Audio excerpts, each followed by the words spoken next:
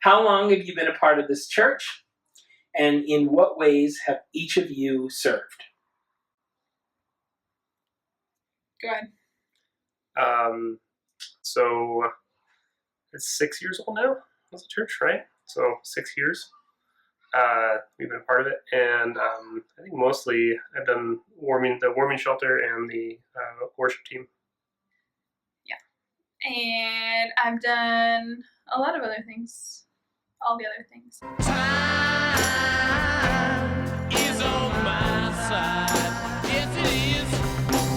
Time is on my side. Yes, it is. Right, I should go get my bullet journal to actually do this. But no, I mean, so I kind of have sort of these different quadrants, right? That we have the church life, and that's... Hold on, answer that question as soon as I kill my dog. Yeah. I told you so many times before. You come running back. Rusty! Rusty? Is he stuck somewhere? Oh, he's in the bedroom. Time is on my side. Yes, it is. Oh, poor Rusty. My side. Yes, it is. So, essentially, I do have a lot of things. I think about it like this. So I have sort of church life, and there's a lot of stuff that kind of comes and goes and ebbs and flows within that. Financial stuff, leadership team, affordable housing, and then we have school too. I mean, I think that's part of, I think it's part of this equation, a little bit of being at Kairos, being in this, it's sort of intentional, again, sort of from the ground up, we're there, and building relationships in that community. And so I'm on the Kairos Family Council, sort of the founding group of parents that is shaping how community happens amongst sort of, it was a place for me to plug in with my academic background, as sort of doing some of this community development work and business development and tying resources together in our community. Grown, and so now I'm more closely linked with that, but nested within All One Community Services, which is sort of the backbone nonprofit of the church in North Portland. And that came out of Compassion North Portland, which our church did back in 2012, 2013, 2014, I think, which was this big one-day summer event. That's where, I think for me at least, I saw all my worlds kind of colliding. And it was this powerful thing of the community at work through the church, but through the businesses too. And but Community of Hope has sort of been our flagship program. And so being involved with Community of Hope has been a place where I can kind of sink my teeth into and come alongside folks in real ways. So yeah, there's that. I'm trying to think if there's anything else. There's home stuff too.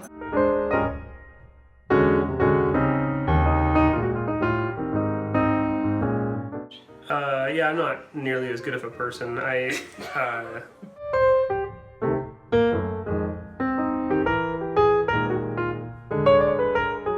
were open about 45 nights, I think. I think I volunteered probably 20 of those nights, 25 of those nights, somewhere around there.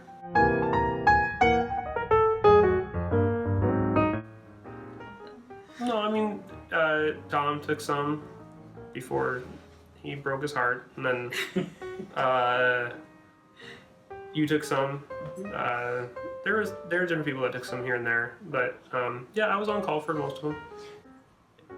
It's disingenuous to say, I think, that I have a giant heart for homeless people.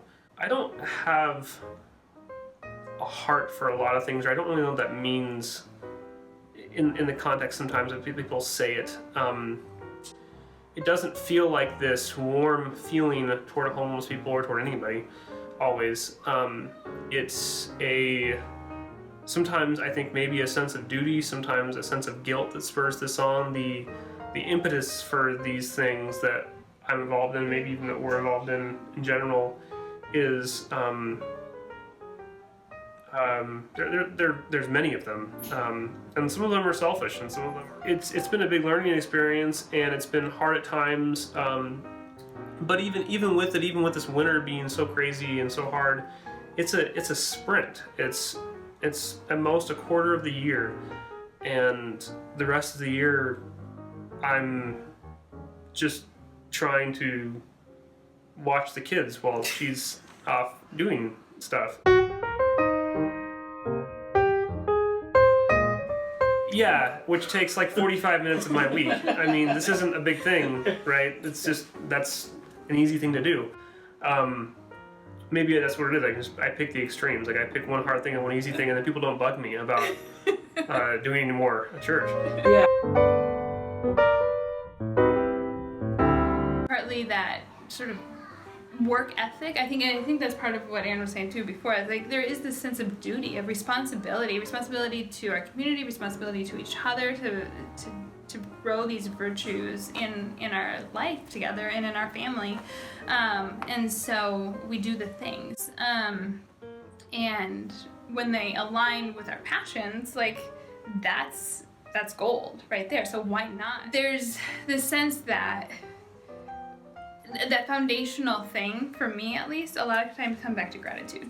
Like, that I am lucky to be able to be in the spot where I am, to be in this life, in this home, in this community. And so why not invest in the things that bring me joy and bring joy to others and bring service to others? Again, my impetus for doing things, let's be honest, sometimes it's just for reputation among posterity. Sometimes it's so I feel good about myself. Sometimes it's for all kinds of not so virtuous reasons. But there's hope.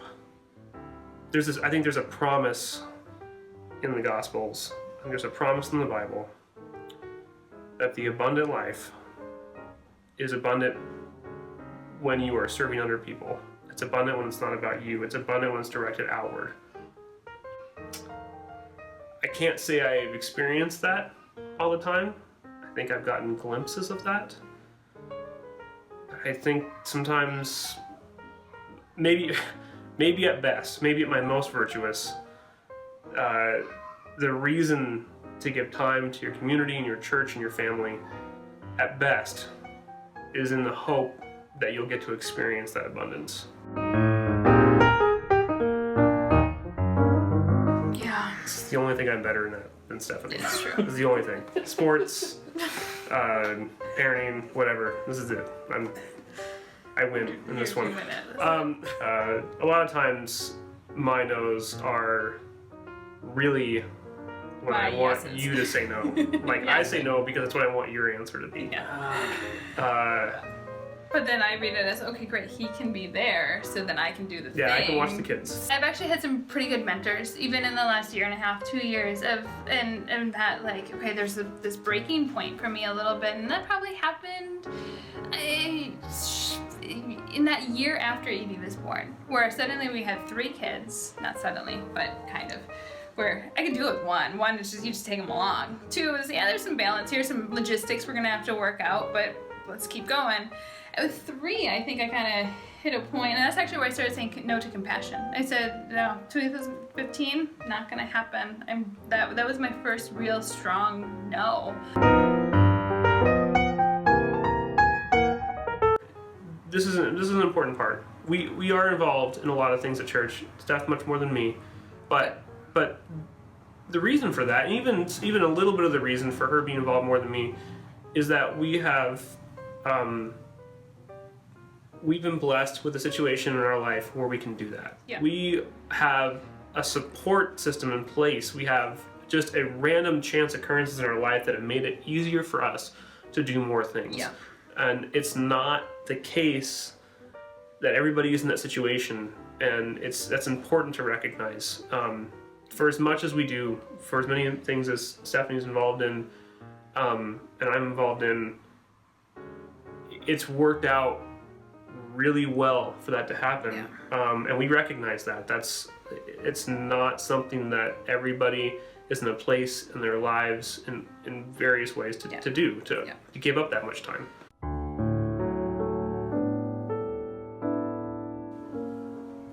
In thinking about this, and you should correct me because it's not theologically sound, but it's where my mind was at in comparing time, talent, and treasure, right? And so there's this sort of mandate in some ways for treasure, for your money, that this 10% is sort of this tithe and it's a given or whatever. This is sort of what's expected. Okay, so that, and it's a percentage, so it works that people can give more or less based on their own thing. And then you go into talent, and you kind of think about, okay, not everybody's called to be a preacher, not everybody's called, like, different people are called to different things and different skill sets, and God uses people in different ways. But when I thought about time, I was like, well, I think it's all. I think the answer is all. Like, that's the foundation for this, that God is looking to be at work in us all the time.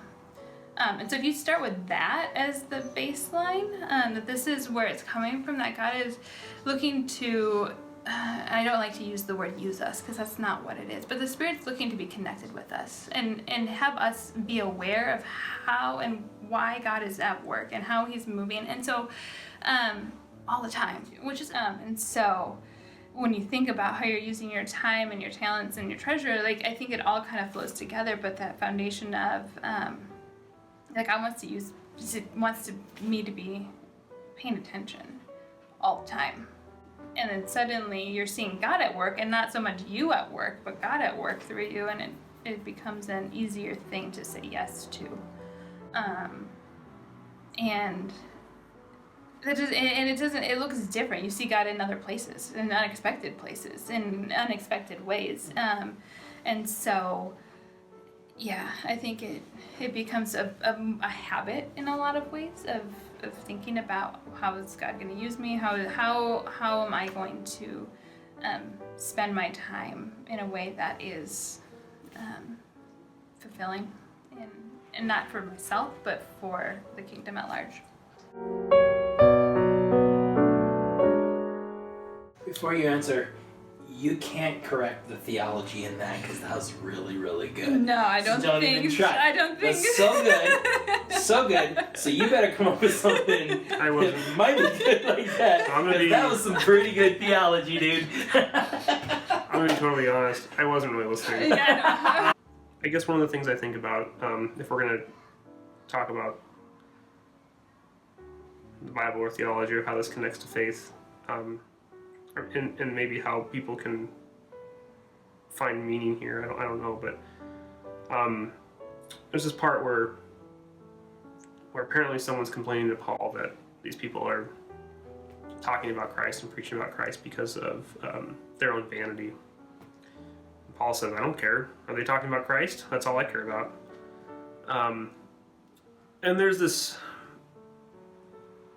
I guess that's the best way I can sometimes explain my own involvement and why maybe it's good to be involved even without the best of intentions. That you don't have to have the best of intentions to start doing things. And maybe there are some people who just have those really great intentions innately. And I hope at least that for most of us, I'm not alone in this, that at best my intentions are mixed. And you just do things because you have there's a little bit of a cognitive dissonance on what you really want to do and what you kind of think is important. And it's almost a little bit of a challenge, like kind of like you're challenging. I sometimes I actually do think of it this way, that I'm actually kind of challenging God in a way of saying, all I've learned growing up that this is the way you were supposed to live life, and this is what abundant life looks like. I'm gonna make you prove it. I'm gonna do these things I don't really want to do, and hope that one day I recognize this as abundance. And I can't say for certain that it's working out. I'm not saying it's not. I'm just hindsight. Maybe I'll look back in 5 years and be like, "Well, no, it did work out." I mean, I don't know. That's probably not as hopeful of a message that you were hoping for.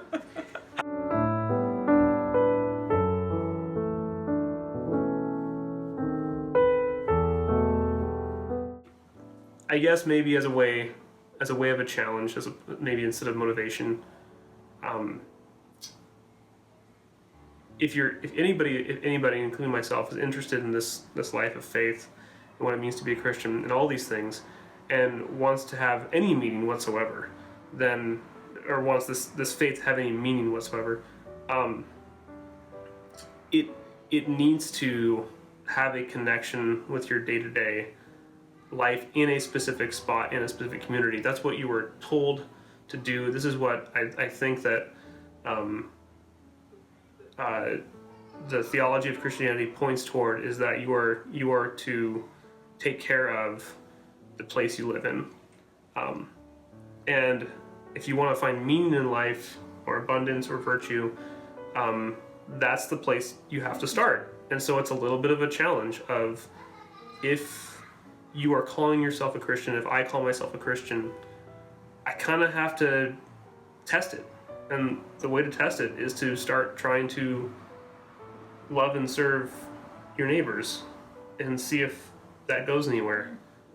And I think there have been times in my life where I was much more sure of that was a thing. And I think there have been times where I've been less sure that was real. And I think right now I'm kind of somewhere in the middle.